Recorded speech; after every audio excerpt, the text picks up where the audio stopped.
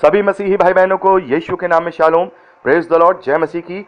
एक बार फिर से आप सभी का स्वागत है। हम अध्ययन कर रहे हैं रोमियो की पत्री, उसका 3रा अध्याय, और अब समय है कि हम उसके 9वें वचन से आगे का अध्ययन करें। तो यहां पर लिखा है, तो फिर क्या हुआ? क्या हम उनसे अच्छे हैं? कभी नहीं, क्योंकि हम यहूदियों और यूनानियों दोनों पर यह दोष लगा चुके कि वे सब के सब पाप के वश में हैं। तो यहां पर पौलुस अंत में अपनी बात को रखते हैं। तो क्या हुआ कि हम उनसे अच्छे हैं? कभी नहीं, कोई भी नहीं है। ये अपने विषय में यहां पौलुस कह रहे हैं। हम जो परमेश्वर की विधि पे चलते हैं, परमेश्वर की व्यवस्था पे चलते हैं, क्या हम उनसे अच्छे हैं? नहीं, क्योंकि यहूदियों से और अन्य जातियों से, यूनानियों पर, हम दोनों पर यह दोष लगा चुके हैं कि वे सब पाप के वश में हैं। जैसा लिखा है यहां पर पौलुस जो है भजन संहिता के कुछ वचनों को यहां पर कोट करते हैं, जो कि भजन संहिता 14वां अध्याय उसके 1 से लेकर 3रे वचन तक, और 53वां अध्याय उसके पहले वचन से लेकर 3रे वचन तक, और भजन संहिता 5वां अध्याय 9वें वचन को, 140वां अध्याय 3रे वचन को, भजन संहिता 10वां अध्याय 7वें वचन को, और यशायाह भविष्यद्वक्ता की पुस्तक उसका 59वां अध्याय उसके 7वें और 8वें वचन को, यहां पर पवित्र शास्त्र के वचनों को यहां पर कोट किया है। ये सारे वचन मैंने आपको बताए, और जिसके पास रेफरेंस वाली बाइबल है वहां नीचे वो देख सकते हैं सारे रेफरेंस कहां पाए जाते हैं, और मैंने बोल करके भी बता दिया है। तो यहां पर पौलुस एक बहुत बड़ी बात कह रहे हैं। जैसा लिखा है, यानी पवित्र शास्त्र में लिखा है, कोई धर्मी नहीं, एक भी नहीं, कोई समझदार नहीं, कोई परमेश्वर को खोजने वाला नहीं, सब भटक गए हैं, सब के सब निकम्मे बन गए हैं, कोई भलाई करने वाला नहीं, एक भी नहीं। उनका गला खुली हुई कब्र है, उन्होंने अपनी जीभों से छल किया है, और उनके होंठों में सांपों का सा विष है, उनका मुंह श्राप से और कड़वाहट से भरा है, उनके पांव लहू बहाने के वो फुर्तीले हैं, और उनके मार्गों में नाश और क्लेश है। उन्होंने कुशल का मार्ग नहीं जाना, उनकी आंखों के सामने परमेश्वर का भय नहीं। तो यहां पर पौलुस बहुत बड़ा क्लेम कर रहे हैं और सच्चाई को बता रहे हैं कि कोई भी धर्मी नहीं है, एक भी नहीं है, कोई भी धर्मी नहीं है, क्योंकि सबने पाप किया है। प्रत्येक मनुष्य ने पाप किया है, किसी न किसी रीति से उसने परमेश्वर के विरोध में कार्य किया है। और हम ये अपने अंदर झांक के देख सकते हैं कि हम कितने परमेश्वर के विरोध में हैं। ये तो परमेश्वर का अनुग्रह है जो सेंत मेत में मुझे और आपको मिला है कि हम विश्वास के द्वारा धर्मी ठहरेंगे, विश्वास के द्वारा हमारे पापों की क्षमा होगी। और यही बात पौलुस उन लोगों को समझाना चाहते हैं। पौलुस कह रहे हैं 19वें वचन में, हम जानते हैं कि व्यवस्था जो कहती है और उनसे कहती है जो व्यवस्था के अधीन है, इसलिए कि हर एक मुंह बंद किया जाए और सारा संसार परमेश्वर के दंड के योग्य ठहरे, क्योंकि व्यवस्था के कामों से कोई प्राणी उसके समान धर्मी नहीं ठहरेगा, इसलिए कि व्यवस्था के द्वारा पाप की पहचान होती है। तो यहां पर पौलुस ने साफ तौर पे अपना जो इतनी सारी बातें उन्होंने लिखी हैं उसका जो सार है यहां 20वें वचन में पौलुस ने कह दिया, क्योंकि व्यवस्था के कामों से कोई प्राणी परमेश्वर के सामने धर्मी नहीं ठहरेगा, इसलिए कि व्यवस्था के द्वारा पाप की पहचान होती है। तो यहां पर हम देखते हैं पौलुस कह रहे हैं कि केवल धार्मिकता के, केवल व्यवस्था के कामों से, केवल धार्मिकता के कामों से हम धर्मी नहीं ठहरेंगे, क्योंकि कहीं ना कहीं हमने परमेश्वर के विरोध में कार्य किया है। जैसे खतना जो व्यवस्था के कार्य हैं उन्हें ना किया जाए तो व्यर्थ ठहरेगा, वैसे ही व्यवस्था के कार्य और अच्छे कार्य यदि हमारे मन की पवित्रता नहीं पाई जा रही है तो व्यर्थ ठहरेंगे। तो व्यवस्था के कामों को करने से कोई भी प्राणी परमेश्वर के सामने धर्मी नहीं ठहरेगा, इसलिए कि व्यवस्था के द्वारा पाप की पहचान होती है। तो पौलुस यहां कह रहे हैं कि व्यवस्था केवल हमें इसलिए दी गई ताकि हमें पाप की पहचान हो, ताकि हम पाप को जान पाए कि क्या क्या परमेश्वर के विरोध में है, क्या क्या परमेश्वर के लिए सही है, क्या क्या परमेश्वर के खिलाफ है। तो व्यवस्था हमारे लिए पाप की पहचान है। हम उससे जानते हैं कि क्या क्या चीजें पाप की श्रेणी में है, क्या क्या चीजें घृणित हैं, क्या क्या चीजें परमेश्वर के विरोध में हैं। तो यहां पर पौलुस ने ये सारी बातें अन्य जातियों को, यूनानियों को, यहूदियों को निरुत्तर करने के लिए वहां समझाई हैं। और मैं समझता हूं कि मैं और आप भी समझते हैं कि केवल धार्मिकता के कार्यों के द्वारा, इस शरीर के कार्यों के द्वारा हम धर्मी नहीं ठहरेंगे, जैसा कि बहुत से मसीही विश्वासी सोचते हैं। कि हम ऐसा कर लें, हम मीटिंग्स अटेंड कर लें, हम सरमन सुन लें, हम सरमन की आशीष सुन लें तो हमारा उद्धार हो जाएगा और हम धर्मी ठहरा जाएंगे। नहीं, पूरी रीति से परमेश्वर के जो आज्ञाएं पवित्र शास्त्र में प्रभु यीशु मसीह के द्वारा हमें मिली हैं, उन पर चलने के द्वारा हम धर्मी ठहरेंगे। यही प्रभु यीशु मसीह ने भी कहा है यूहन्ना के सुसमाचार में, यदि तुम मेरे वचन में बने रहोगे तो सचमुच मेरे चेले ठहरोगे। और 14वें अध्याय में भी प्रभु ने यह कहा है, यदि तुम मुझसे प्रेम रखते हो तो मेरी आज्ञाओं को मानोगे, और मेरी आज्ञाओं को मानोगे तो मैं और पिता तुम पर अपने आप को प्रकट करेंगे। तो मसीह में विश्वास होना बड़ी बात है, लेकिन एक चरित्र में अपने आप को दृढ़ बनाना यह भी बड़ी बात है, क्योंकि विश्वास तो सभी को, विश्वास के द्वारा सभी को अनुग्रह मिलेगा, लेकिन चरित्र का निर्माण हमें अपने आप से, अपनी चेष्टा से, पवित्र आत्मा की सामर्थ्य से अपने चरित्र का निर्माण करना होगा, और वही चरित्र हमें परमेश्वर के ग्रहण योग्य बनाता है।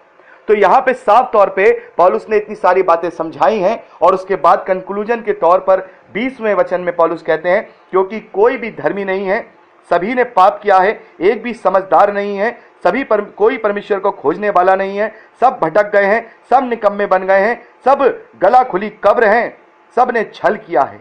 इसलिए क्योंकि व्यवस्था के कामों से कोई प्राणी परमेश्वर के सामने धर्मी नहीं ठहरेगा, क्योंकि कहीं ना कहीं उसने परमेश्वर के विरोध में कोई ना कोई चूक करी है, कहीं ना कहीं वो परमेश्वर की कामों में वो चूक गया है, क्योंकि उसने कभी अपने मन से व्यवस्था का पालन नहीं किया, भय और प्रेम से नहीं किया, बल्कि उसने केवल दिखावटी तौर पर, शारीरिक तौर पर खतना भी कराया और व्यवस्था के कार्यों पर भी चला, लेकिन अपनी आत्मिक रीति से उसने ना तो परमेश्वर का भय माना और ना ही परमेश्वर के लिए कोई अच्छा कार्य किया। इसीलिए वो धर्मी नहीं ठहरेगा, क्योंकि मनुष्य अपने आप को कभी दोषी नहीं पाता। दूसरों पर दोष लगाने का मतलब ये नहीं है कि हम दोषी नहीं है, क्योंकि हम अपने आप को कभी दोषी नहीं पाते हैं। तो यहां पर पौलुस कहता है कि इन सब चीजों के लिए ही परमेश्वर ने एक ऐसी व्यवस्था को दे दिया है।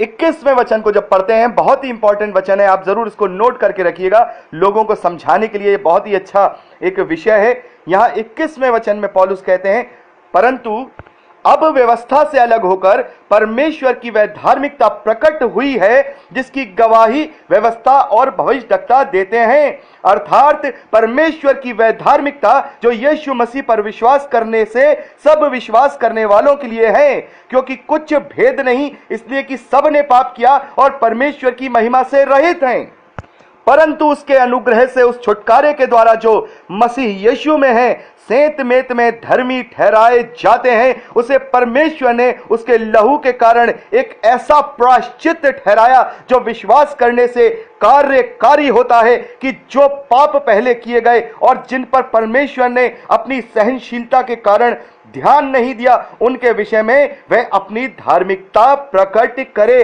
तो यहां पर पौलुस कहते हैं कि इन सारी चीजों से बचाने के लिए, तुम्हारे इन सारे पापों से बचाने के लिए, तुम्हें इन सारी व्यवस्थाओं से बचाने के लिए अब परमेश्वर ने एक नई अलग तरीके की धार्मिकता प्रकट की है, जिसकी गवाही, ऐसी धार्मिकता प्रकट की है, ऐसी धार्मिकता जिसकी गवाही व्यवस्था और भविष्यद्वक्ताओं ने भी दी है, अर्थात प्रभु यीशु मसीह की धार्मिकता, जिस पर विश्वास करने के द्वारा वो हमें मिलती है, इसलिए कि सभी ने पाप किया है और परमेश्वर की महिमा से रहित हैं, इसलिए सभी को उद्धार की जरूरत है। इसलिए उद्धार की व्यवस्था परमेश्वर ने प्रभु यीशु मसीह के रूप में इस धरती पर भेज दी।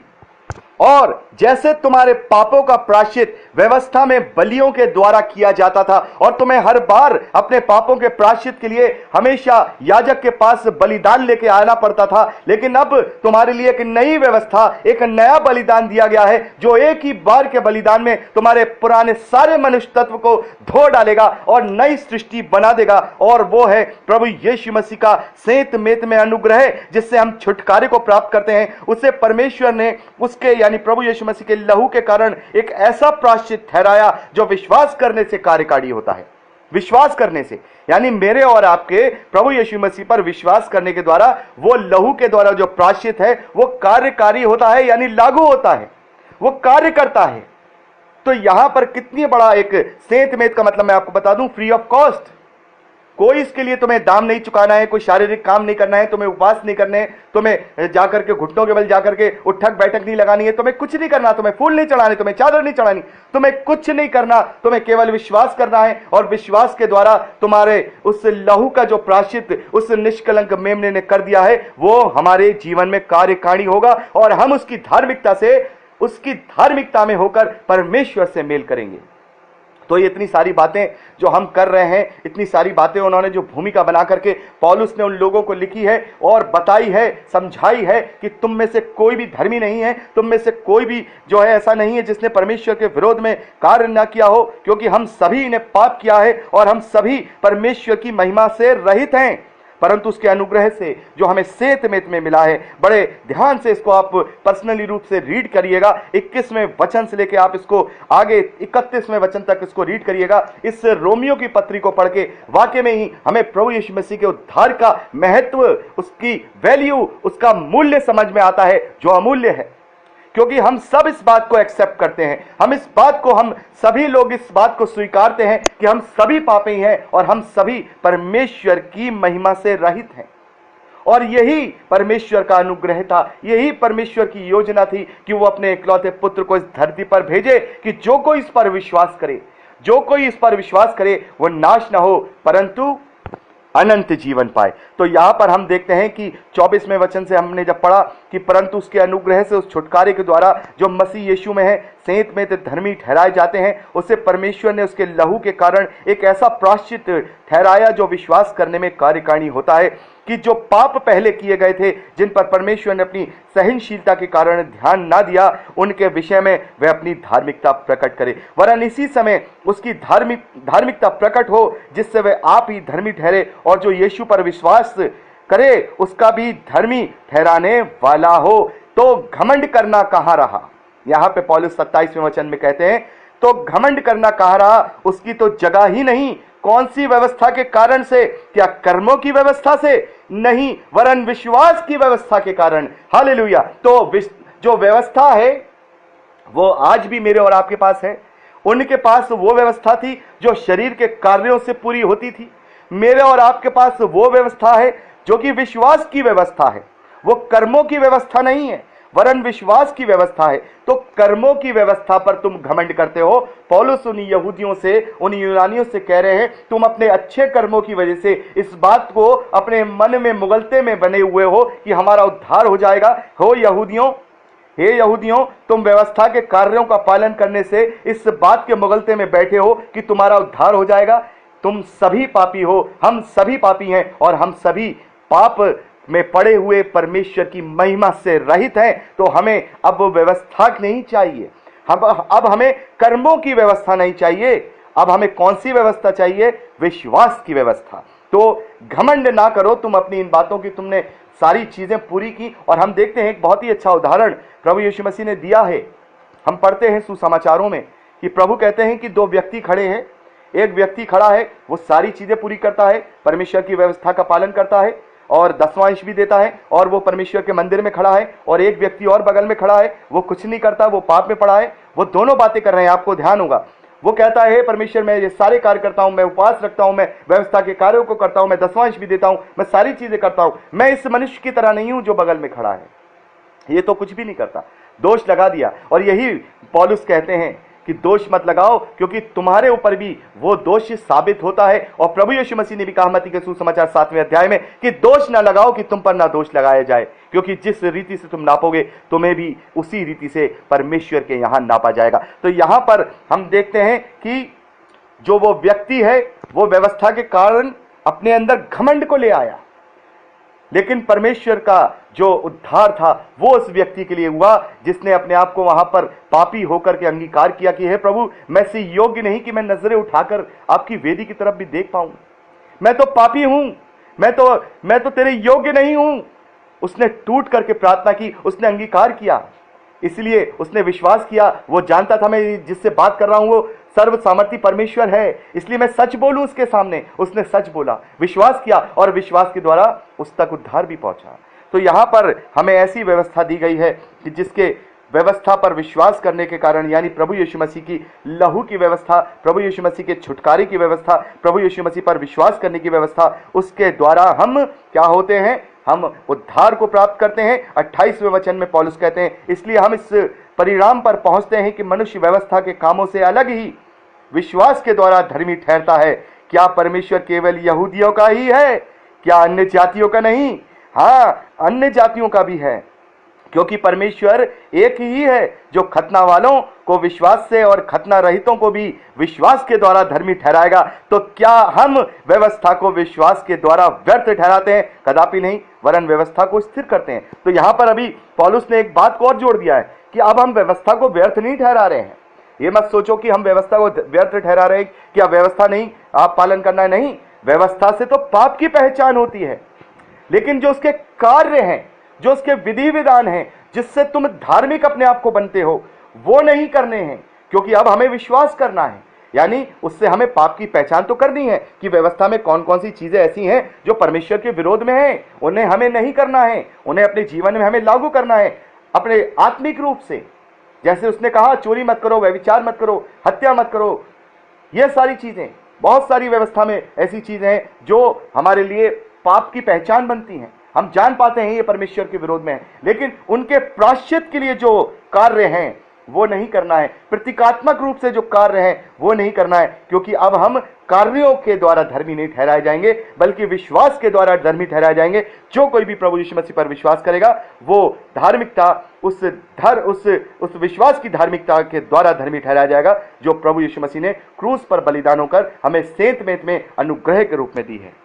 तो यहां पर हमने देखा कि यहां पौलुस ने कहा कि हम विश्वास के द्वारा धर्मी ठहराए जाएंगे, लेकिन यहां पौलुस ने साफ तौर पे भी बताया कि व्यवस्था फिर व्यर्थ नहीं है, पर व्यवस्था हमारे लिए जरूरी है, क्योंकि उससे पाप की पहचान होती है। तो यहां पर हमने तीसरे अध्याय को कंप्लीट कर लिया है।